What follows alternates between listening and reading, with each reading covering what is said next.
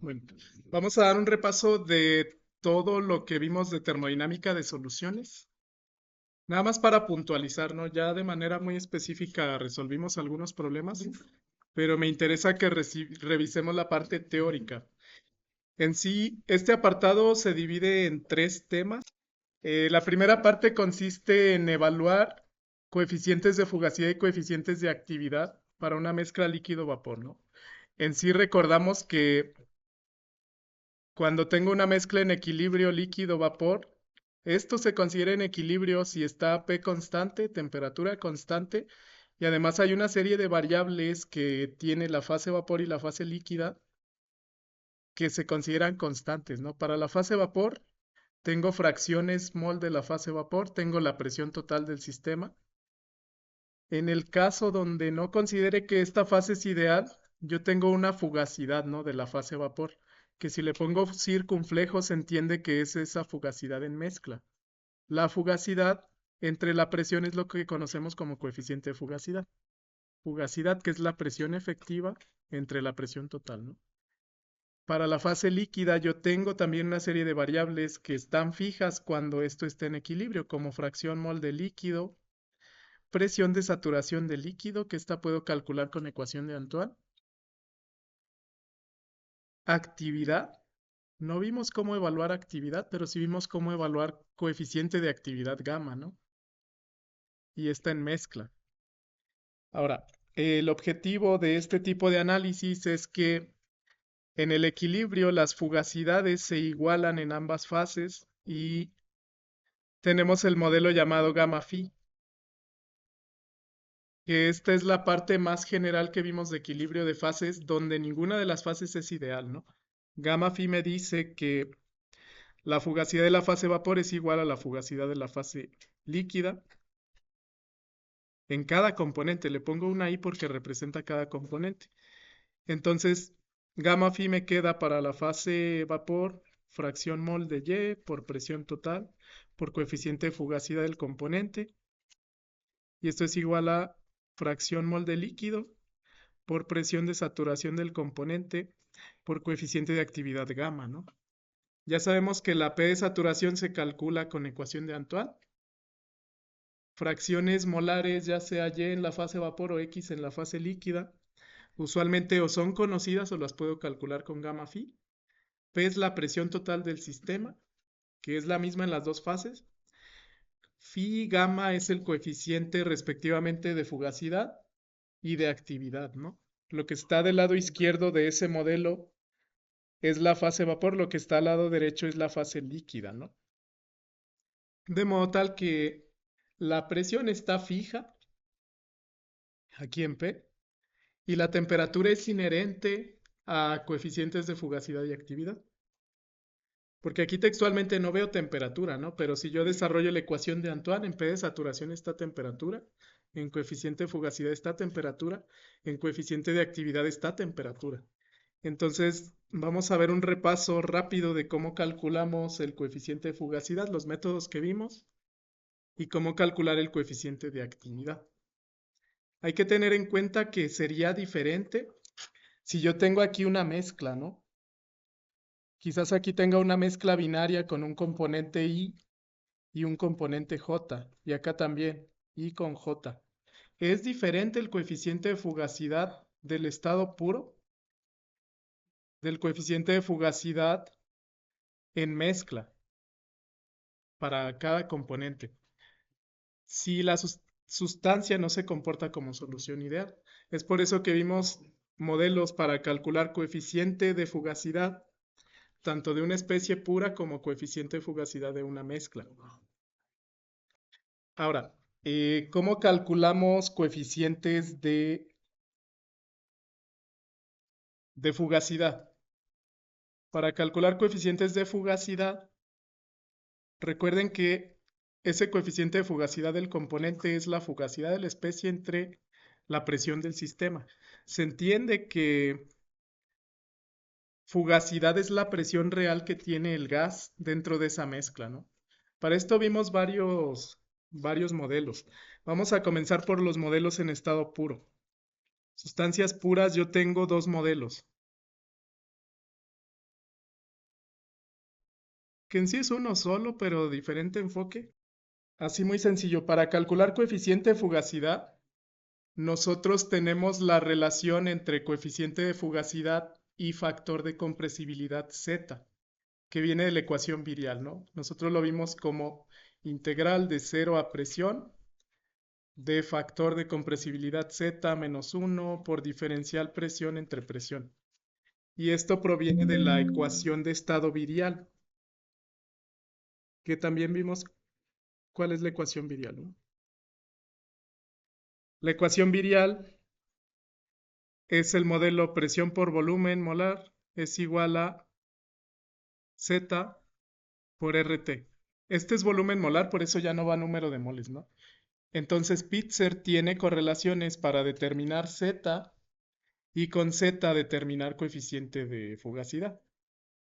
Las correlaciones que vimos son sencillas, pero hay que tener en cuenta que estas son para sustancia pura. O sea, solamente si tengo una solución, pero con un componente. La correlación de Pitzer es esta. De hecho, viene Z menos 1. Esa es la correlación. Z menos 1 igual a PR entre TR por B0 más omega B1, ¿no? O sea, P reducida entre T reducida por B0 más omega B1. Y aquí, bueno, sabemos que B0, B1 las puedo calcular, omega y las temperaturas críticas yo las puedo determinar de la tabla B1.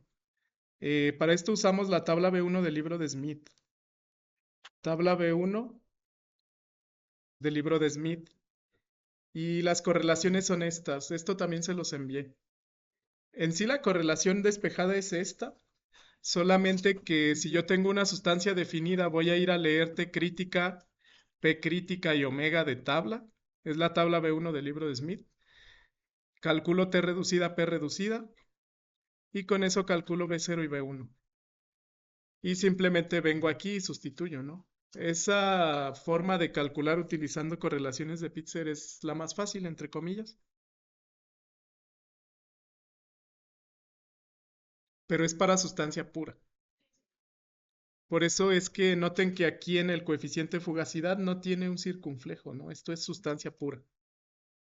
En el archivo de plataforma en el número 12 están todos las fórmulas que les estoy diciendo, ¿no? El PDF 12 debe ser el archivo 16. Fugacidad y coeficiente de fugacidad. Esa es la teoría, ya vimos la ecuación virial. Aquí vienen las relaciones, ¿no? Cuando ustedes usan Pitzer, la otra forma de calcular coeficiente de fugacidad, de hecho, es realmente la misma expresión de Pitzer, pero Pitzer modifica las ecuaciones para tener integrales, ¿no? La de Lee Kessler me da un factor phi 0 por un factor phi 1. Phi 1 va a la omega y eso es igual al logaritmo natural de coeficiente de fugacidad de la especie pura. Phi 0 y phi 1 los leen igual de tablas. Y aquí es donde yo tengo que hacer la interpolación doble.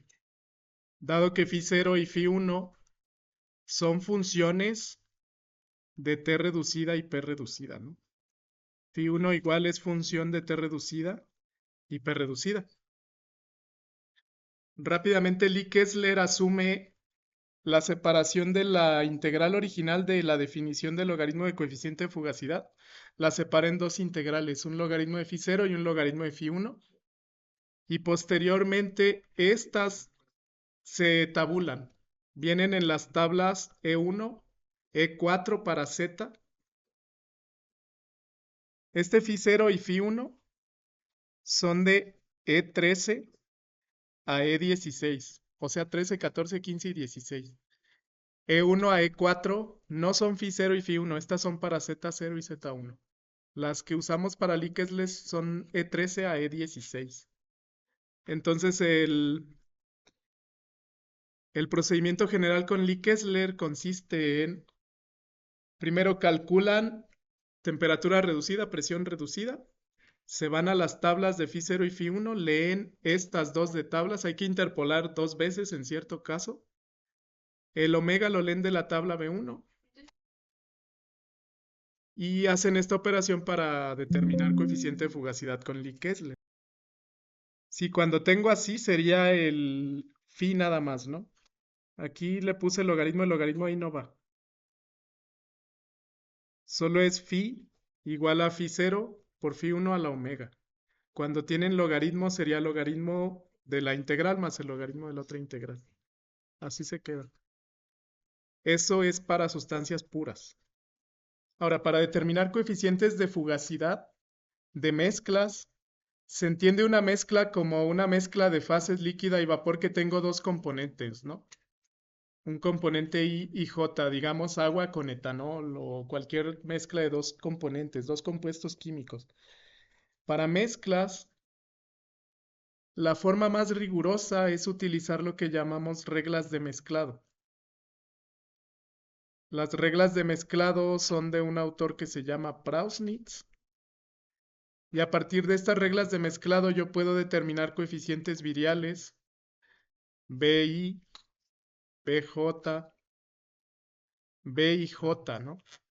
Las reglas de mezclado son función, dado que esos coeficientes viriales BI son función principalmente de temperatura reducida, presión reducida, omega, y de la naturaleza química de la sustancia, ¿no?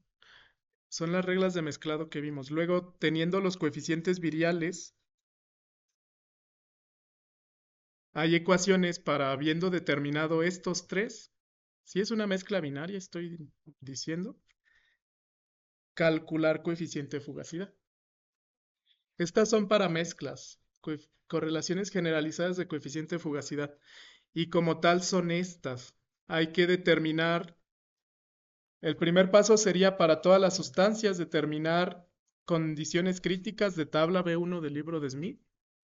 Estas son de la tabla B1. En la tabla B1 viene T crítica, P crítica, vienen los coeficientes acéntricos, viene Z crítica, volumen crítico, etcétera, ¿no? Pero de las dos sustancias por separado, si esto es una mezcla binaria, cada sustancia tiene un coeficiente y a partir de estos yo calculo lo que se llaman parámetros pseudopuros, que asume como si la mezcla de dos sustancias fuera una sola, que tiene sus propias constantes críticas.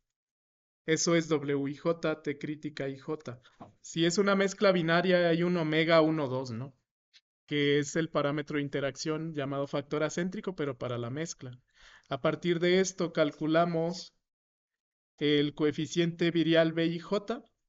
B0, B1 son las correlaciones de Prausnitz de la ecuación virial. Y yo tengo este valor, tengo P crítica, tengo R y T crítica, ¿no? Lo que tengo que despejar de esa ecuación es esta B y J. Entonces, al calcular B y J, esos son los coeficientes viriales. Y de los coeficientes viriales tengo una ecuación para poder calcular coeficiente de fugacidad, pero de la sustancia pseudopura, que se consideraría una mezcla, ¿no? Ya después que tengo los factores, es decir, yo tendría B11, B12, B22, que son los coeficientes viriales de la mezcla. Calculan un coeficiente virial promedio, que es una B. Y luego con estas ecuaciones, ya que tengan B11, B22, B12, calculan delta 12, que nada más está en función de los demás. Y van a calcular de aquí coeficiente de fugacidad de la especie 1, pero en mezcla, por eso tiene circunflejo. Y coeficiente de fugacidad de la especie 2, pero en mezcla, también por eso tiene circunflejo. Entonces, con eso ya podría haber calculado yo coeficiente 1 y coeficiente 2. Este método es la parte rigurosa, así se hace de manera muy detallada, pero hay una simplificación que podemos hacer que considera que esta mezcla se comporta como una solución ideal. Si considero que la mezcla se considera una solución ideal, a pesar de que yo tengo dos sustancias y que en sí tendría que calcular de manera rigurosa su coeficiente de fugacidad, Esta es una simplificación sencilla que suele ser válida en soluciones ideales. El criterio de una solución ideal me dice que el coeficiente de fugacidad de una especie en solución es aproximadamente igual al coeficiente de fugacidad de esa misma especie en estado puro. Esto sería en solución, o sea, el componente I mezclado con el componente J o con otras cosas. Y esto sería en estado puro. Noten que esto simplifica considerablemente los cálculos, ¿no? Si bien yo lo calcularía con reglas de mezclado, que el procedimiento es largo, lo puedo simplificar si considero una solución ideal, ya sea con correlaciones de Pitzer o Lee-Kessler. Por ejemplo, para interpretar, si ustedes tienen una mezcla líquido-vapor, vamos a decir agua, etanol, en las dos fases, ya sea en la fase vapor o en la fase líquida, yo puedo determinar coeficiente de fugacidad, ¿no? Aunque es más común en la fase vapor. El coeficiente de fugacidad del agua en esa mezcla, aproximadamente si es ideal, sería lo mismo aquí si yo tengo agua pura, ¿no? Esto sería agua pura. Tiene un coeficiente de fugacidad en estado puro y tiene un coeficiente de fugacidad en mezcla. Equivale al mismo valor, si lo considero una solución ideal, a la misma temperatura y presión del sistema. Eso estoy considerando. Y también en esta mezcla, el coeficiente de fugacidad del etanol, si se comporta como ideal, si se comporta el etanol como ideal, sería igual su coeficiente de fugacidad mezclado con agua a estando solamente puro, ¿no? A eso se refiere la regla. Esa regla se llama regla de Lewis Randall. Si la llegan a ver en algunos libros, se llama regla de Lewis Randall, que es un criterio del cálculo de coeficiente de fugacidad si la solución es ideal. Sí, para interpretarlo, o sea, imagínense que yo tengo la mezcla líquido-vapor y aquí yo tengo vapor de etanol más vapor de agua, ¿no? Y aquí yo tengo líquido etanol más líquido agua. Acá yo tengo un coeficiente de fugacidad del agua en mezcla. Tengo definido un coeficiente de fugacidad del etanol en mezcla, a las mismas condiciones que este sistema esté en equilibrio de presión y temperatura. Pero sería igual el coeficiente de fugacidad del agua, que tienen que calcular los dos, ¿no? A si yo tuviera solamente una mezcla de agua pura en equilibrio líquido-vapor, el coeficiente de fugacidad del agua pura va a ser igual al coeficiente de fugacidad del agua mezclada con etanol. Pero yo tengo otro que sería el coeficiente de fugacidad de etanol es igual a si yo lo calculo considerando que si fuese etanol puro. El coeficiente de fugacidad de etanol es igual al coeficiente de fugacidad mezclado con agua. Que estoy imaginando que están separados, ¿no? Pero ya al mezclarlos, esa interacción cambiaría estrictamente el coeficiente de fugacidad. Pero a presiones bajas, considerando que esta solución es ideal, sí se puede cumplir. Noten que si la solución es ideal, de cualquier manera el coeficiente de fugacidad tiende a 1. Debe tender a 1 si considero ideal, pero puede variar ligeramente.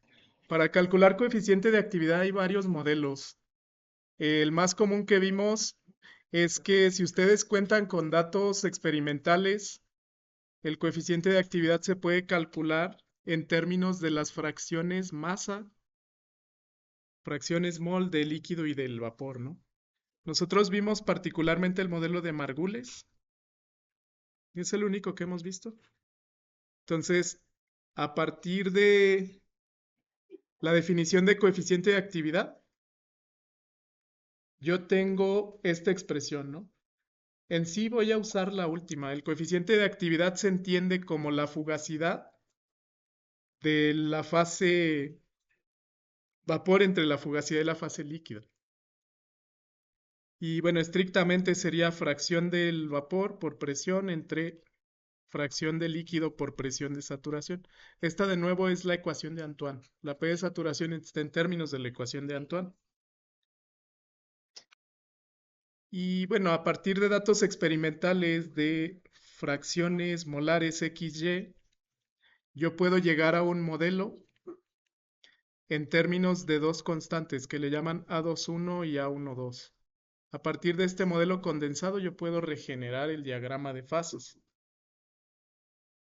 En sí el modelo es este, logaritmo natural de coeficiente de actividad es x2 al cuadrado por A12 más 2A21 menos A12 por x1.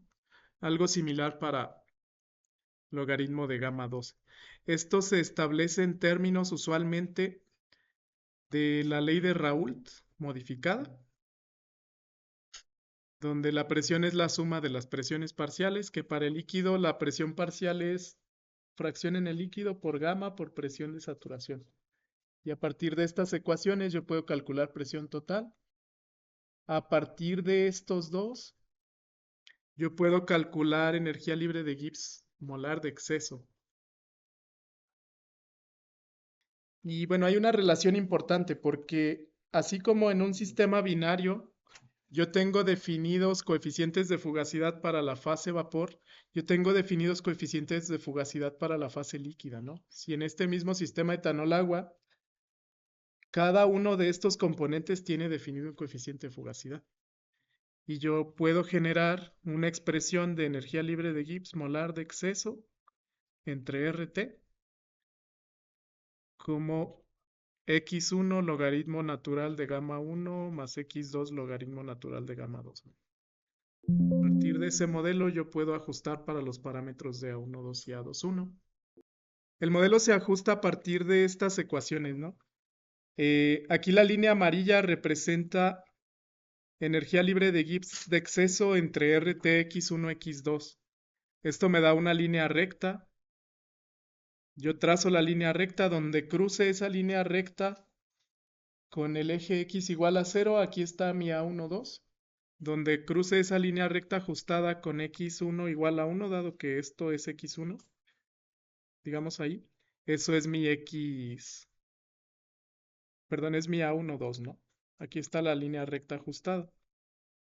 Igual aquí también le pongo un enlace del ejercicio que resolvimos, pero en general a partir de esos valores yo puedo determinar tanto A12, A21, sustituir en las expresiones de Margules para determinar prácticamente los coeficientes de actividad. Y con esos yo podría aplicar el modelo gamma phi, ¿no? En el caso de propiedades molares parciales, recuerden que se interpretan como una razón de cambio. Cualquier propiedad molar parcial M que comentamos puede ser energía interna de la solución, entalpía, entropía, energía libre de Gibbs, energía libre de Helmholtz, incluso todas las propiedades molares parciales, tanto residuales o de exceso, cualquier cosa como GE sobre RT. La propiedad molar parcial se define como una razón de cambio. Es cuánto cambia esa propiedad cuando yo adiciono una cantidad de moles. Esto se define respecto a un componente, digamos de la especie I, manteniendo temperatura, presión y el número de moles de las otras sustancias constantes, ¿no? Usualmente para definirlo se le pone una línea para no confundir con la propiedad molar. Entonces, por ejemplo, el cambio de entalpía molar parcial es cuánto cambia entalpía respecto al número de moles cuando yo mantengo el número de moles de la otra especie constante. Son estas, ¿no? Por notación, las propiedades de la solución, que serían molares, solamente se denotan como la letra mayúscula. M puede ser cualquier propiedad, incluso volumen. Las propiedades molares parciales se denotan con un guión y un subíndice I. Las de la especie pura, simplemente la letra con un subíndice I. Para interpretar, en una mezcla binaria, para interpretarlas, imagínense que yo tengo aquí una sustancia, vamos a decir, por ejemplo, solo agua, que esta fuera la especie J, y a esa cantidad de agua yo voy a adicionar una cantidad de moles, vamos a decir, N moles de etanol, ¿no? Dado que etanol es NJ. Por ejemplo, el volumen molar parcial del etanol en esa mezcla puede o no tener antes etanol es cuánto cambia el volumen al adicionar una cantidad infinitesimal de moles de etanol. Le pongo NI.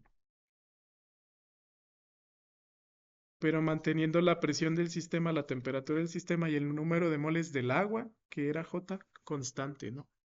Eso es una propiedad molar parcial. Aquí la definí en cuestión de volumen, pero pasa lo mismo para entalpía, entropía, energía libre, etcétera, ¿no? Ahora, para definir las propiedades totales, hay varias propiedades que tienen las propiedades molares parciales, como la llamada sumabilidad. Sabemos que el volumen no es aditivo, realmente ninguna propiedad molar es aditiva, pero sí tiene la propiedad de sumabilidad, de modo tal que cualquier propiedad molar de la especie en mezcla, o de la mezcla en general, es la sumatoria de las fracciones molares de cada especie por la propiedad molar parcial de cada especie, ¿no? Si es una mezcla binaria, esto se expande como N1 propiedad molar parcial 1 más X2 propiedad molar parcial 2. Aquí hay un caso específico. Si lo hago en fracción mol, esta es propiedad intensiva. O sea, tendría unidades dependiendo de la propiedad. Unidades de la propiedad, si es volumen, volumen, pero por unidad de mol. Es intensiva. Si yo desarrollo la propiedad de sumabilidad en términos de propiedades extensivas, se hace con número de moles de la especie por propiedad molar parcial de la especie y es N1M1 más N2M2, ¿no? Y esta es la propiedad extensiva.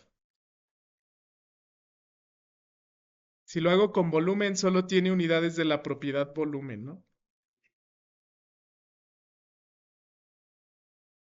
El libro de Smith, para no confundir estas dos M, aquí le pone una N, porque el número de moles por la propiedad intensiva me da una propiedad extensiva, ¿no?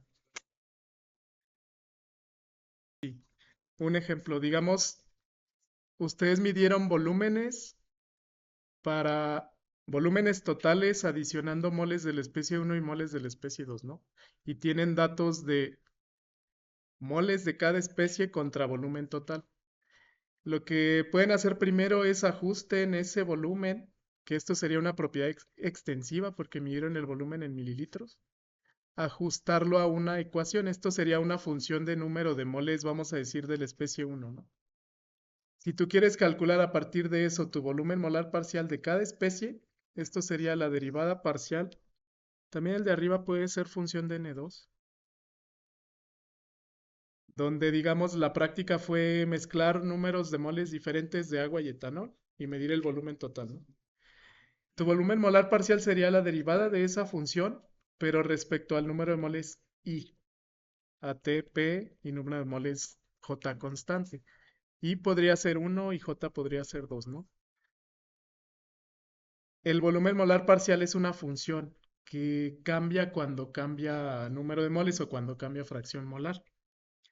De modo tal que si tú derivas este volumen respecto a moles, tienes un volumen molar parcial. Esto te va a generar volumen molar parcial de la especie 1, del etanol, y un volumen molar parcial de la especie 2, ¿no? Pero tú lo quieres determinar en términos de cuando tienes cierta concentración, que es cuando tienes cierto número de moles. Simplemente este se evalúa en una cantidad de moles de la especie 1 y este se evalúa en una cantidad de moles de la especie 2. El volumen molar parcial cambia con el número de moles, ¿no? Si graficamos volumen contra número de moles, realmente el volumen molar parcial es la derivada en ese punto. Por ejemplo, aquí, el volumen molar parcial de la especie 1 es la razón instantánea de cambio de volumen respecto a moles de la especie I, a todas las demás constantes, ¿no?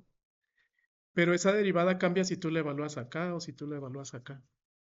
O sea, realmente esa derivada va a cambiar y el volumen molar parcial cambia cuando tú cambias el número de moles o la concentración de esa solución. No es un valor único, depende de a qué concentración lo evalúas. Estas son las relaciones generales, al menos para volúmenes molares. Esa era la interpretación, ¿no? Si yo tengo una cantidad de moles en esta solución y adiciono una cantidad infinitesimal de moles de la otra especie, esto genera una variación infinitesimal de volumen, ¿no? Y el volumen molar parcial es precisamente esa derivada. Esta de B entre esta de N. Eso es el volumen molar parcial. Pero pasa lo mismo con todas las propiedades.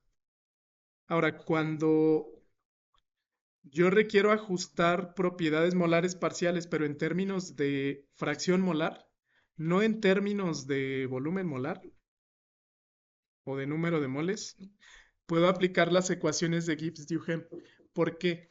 Porque podría incurrir en un error, ¿no? Digamos, si yo dijera el volumen molar parcial es el cambio de volumen respecto a fracción mol, esta expresión es incorrecta, porque por definición el volumen molar o cualquier propiedad molar es el cambio del volumen, pero respecto al número de moles de solo esa especie, ¿no? ATP y número de moles de la otra especie constante.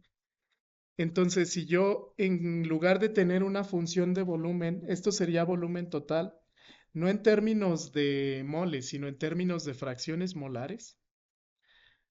Y a mí me piden a partir de este volumen total, que sería el volumen de la mezcla, calcula volúmenes molares parciales de las dos especies. Yo aplico las expresiones de Gibbs-Duhem, que son estas, ¿no? Y usualmente esto pasa para cualquier propiedad. Lo llegamos a hacer con energía libre de Gibbs de exceso para calcular coeficientes de actividad, pero también lo puedo hacer con entalpía, por ejemplo, que es función de x1, x2. Si, por ejemplo, a partir de una función de entalpía yo requiero propiedad molar parcial 1, directamente sustituyo acá, ¿no?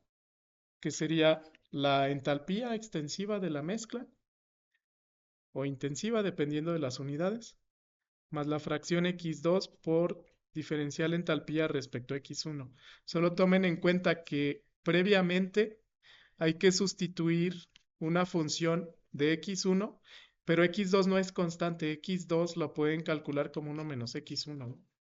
Siempre hay que ir a una sola variable para poder derivar respecto a x1.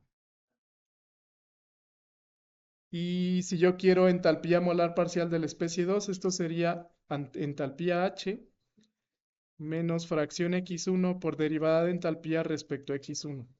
Solo tengan en cuenta que al derivar entalpía respecto a x1, como entalpía es función de x1 y x2 no es constante, yo no la puedo sacar del símbolo de derivación. Lo más fácil es hacer o derivación implícita o sustituyan x2 como 1 menos x1. Y con estas dos me da las propiedades molares parciales. Otro aspecto importante, todas las propiedades molares parciales, todas las relaciones de propiedades molares parciales son las mismas que propiedades molares. ¿Por qué les digo esto? Porque, digamos, ustedes conocen la entalpía molar parcial de la especie, conocen la entropía molar parcial de la especie y conocen la temperatura. Dado que estas sean funciones, podrían determinar la energía libre de Gibbs molar parcial de la especie, como entalpía molar parcial menos temperatura por entropía molar parcial. Todas las relaciones de funciones de estado termodinámicas molares que ya conocen se aplican también de forma igual en las propiedades molares parciales. Por ejemplo, la definición de entalpía molar parcial en términos de energía interna molar parcial es energía interna molar parcial más presión por volumen molar parcial. Que se demuestran muy fácil, ¿no? De hecho, si entalpía molar yo la tengo U más PB, yo puedo derivar ambos lados de la ecuación sin que se altere, derivar término a término entre número de moles de la especie I, manteniendo T, P, número de moles de la especie J, ¿no? ¿Qué me da la derivada de H respecto a número de moles? Entalpía molar parcial. ¿Qué me da la derivada de U respecto a número de moles? Energía interna molar parcial.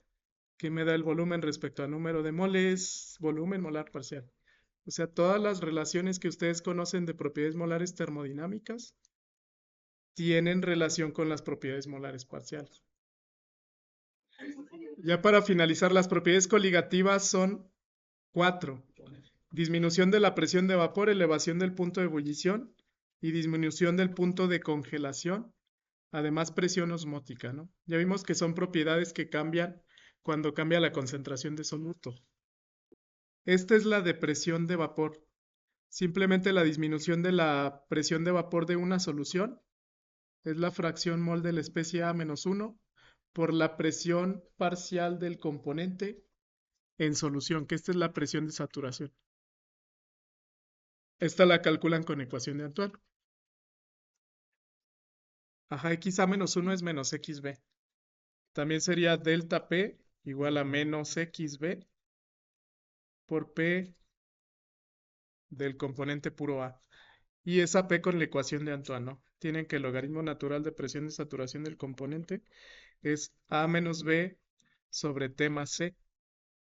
A, B y C la calculan, la leen de la tabla B2 de constantes de Antoine, sabiendo que es la sustancia, ¿no? A es el solvente. Para el punto de congelación es muy similar. La expresión es esta, la disminución del punto de congelación es delta T de fusión, dado que la temperatura de fusión de un sólido al estar mezclado con algo es menor que la temperatura del mismo sólido en condiciones puras, ¿no? Es esto menos la constante crioscópica por molalidad del componente, donde molalidad MB, este es el soluto, es el número de moles del componente entre el peso del solvente. Y esto es proporcional, donde la constante de proporcionalidad es la llamada constante crioscópica, que es peso molecular por R por temperatura de fusión elevada al cuadrado, entre entalpía de fusión de la especie pura. Para punto de congelación y punto de ebullición, la ecuación es la misma, solamente cambien la constante con datos de ebullición. Cambiaría temperatura de fusión por temperatura de ebullición y entalpía de fusión por entalpía de evaporación, ¿no? Y esas las leen de la tabla B1, pero del libro de Felder, que también está en plataforma. Hicimos el cálculo para agua. Para la elevación del punto de ebullición les decía es exactamente lo mismo, solamente que el punto de ebullición de una sustancia pura al contener luego un soluto aumenta. El agua, por ejemplo, con sal, si el agua pura a una atmósfera tiene una temperatura de saturación de 100 grados, el agua con sal ya calculamos que tiene una temperatura ligeramente arriba, ¿no? M sigue siendo molalidad del soluto. KB es muy similar, pero esta ahora se llama constante ebulloscópica, que se calcularía para el solvente el peso molecular por la constante universal de los gases, por la temperatura de ebullición elevada al cuadrado, entre entalpía de evaporación del solvente puro. Esta es la entalpía de evaporación. Se asume que está a presión atmosférica. Ya habíamos visto que si no está a presión atmosférica, yo puedo modificar la temperatura de saturación con ecuación de Antoine y puedo modificar el calor latente de evaporación con ecuación de Wilson, que era esta, ¿no? Ya lo vimos también. Y este es el cálculo de la constante bulloscópica del agua que habíamos hecho. Esas son las propiedades coligativas que llevamos tres. La última que se llama presión osmótica, para terminar. La presión osmótica, digamos, es la presión que tendría un soluto y un solvente cuando se encuentran separados de diferentes zonas por una membrana, ¿no? Esto suele usarse en filtración, en purificación de agua. Y la presión es como tal la fuerza por unidad de área que ejercen las moléculas de soluto y de solvente cuando se mueven de una concentración mayor a menor. Digamos, aquí yo tuviera agua con sal. La concentración de sal está más o es mayor a la izquierda. Entonces el agua va a tratar de pasar hacia la derecha, ¿no? Porque tengo menor concentración de sal a la derecha. Y aquí es muy sencillo. Ya lo habíamos analizado. La presión osmótica se representa pi y es igual a la concentración del soluto B en molaridad por constante universal de los gases por T. Noten que si la T siempre tiene que ser temperatura absoluta. Noten que para que lo recuerden fácil, esta se parece al gas ideal. Si presión por volumen es nRT, cambio presión por presión osmótica pi, pi por volumen igual a nRT. Y si yo despejo número de moles entre volumen es concentración molar, ¿no? Entonces la ecuación de presión osmótica en general es una forma de ver la ecuación de gas ideal. Sí, este sería el repaso rápido. Les voy a subir rápido esta presentación más tarde y el video también lo subo para que lo tengan. Prácticamente con eso se cubre todo el parcial de termodinámica de soluciones.